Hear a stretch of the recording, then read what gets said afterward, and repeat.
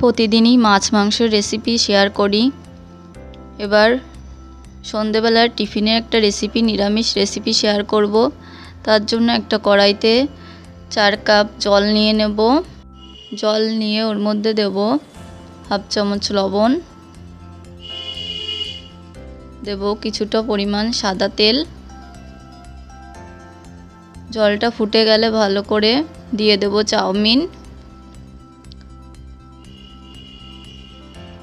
চাউমিনটাকে জলের সাথে ভালো করে মিশিয়ে নেব। মিশিয়ে নিয়ে ঢাকা দিয়ে দেব। 10 মিনিট মতো চাউমিনটাকে ঢাকা দিয়ে ফুটিয়ে নেব। চাউমিন সিদ্ধ হয়ে গেছে। এবার চাউমিন থেকে জলটা ঝরিয়ে ঠান্ডা জল দিয়ে ভালো করে চাউমিনটাকে ধুয়ে নেব। এবার কড়াইতে দিয়ে দেব সাদা তেল।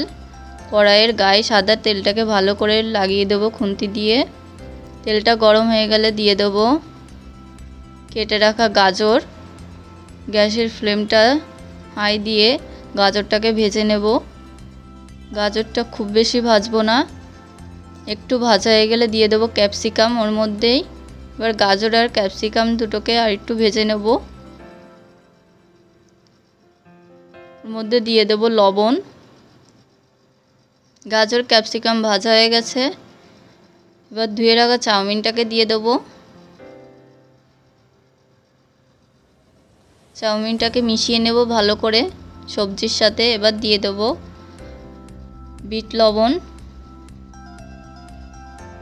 গোলমরিচের গুঁড়ো, ম্যাগি মশলা দিয়ে ভালো করে মিশিয়ে নেব। ম্যাগি মশলা দিয়ে ভালো করে চাউমিনের সাথে মিশিয়ে নেব।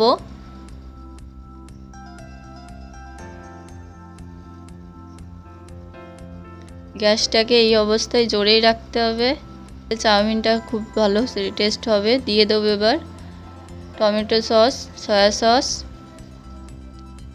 আবার ভালো করে মিশিয়ে নেব চাউমিনটাকে।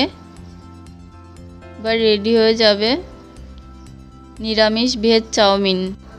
এটা সন্ধ্যাবেলায় বা যে কোনো সময়ই ছোট থেকে বড় সবাই খেতে খুব পছন্দ করে।